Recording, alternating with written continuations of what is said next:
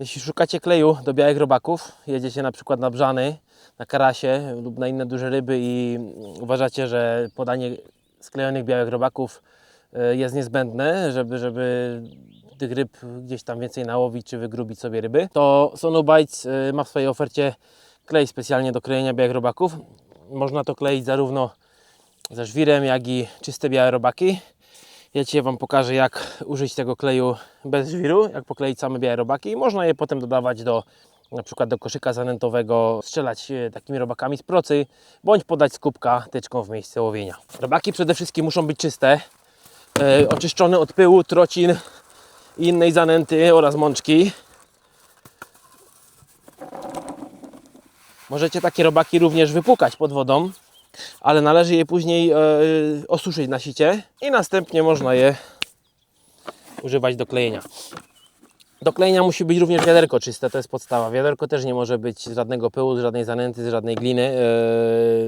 Najlepiej przetrzeć takie wiaderko przed użyciem, wsypać czyste robaki i nic prostszego jak nasypać kleju. Następnie trzeba delikatnie zwilżyć robaki spryskiwaczem lub wodą spryskać palcami. Przemieszać, dodawać jeszcze wody lub kleju w zależności od tego, czy robaki się już zaczynają kleić, czy jeszcze nie.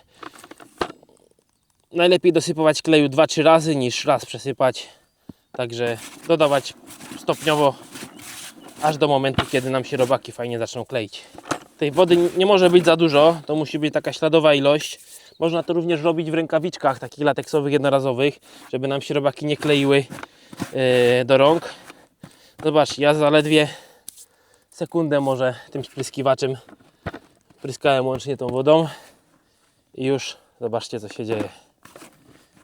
Już się robaki kleją, formują. Już możemy z tego jedną dużą kulę z mojego pół litra robaków uformować. Także klej naprawdę wygląda na bardzo wydajny, bardzo mocny. Nie trzeba go za dużo. Ja użyłem naprawdę szczypty tego kleju i już pół litra robaków jest sklejone. Możemy w taki sposób sobie teraz odrywać małe porcje,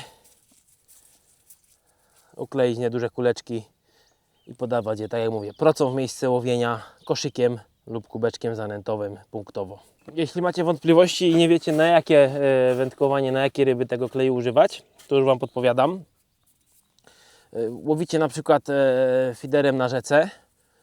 Świetny wybór, klejone robaki na brzany, na certy, na świnki.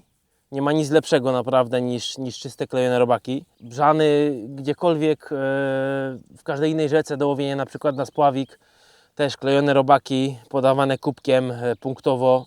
Naprawdę my to używamy na zawodach za granicą regularnie.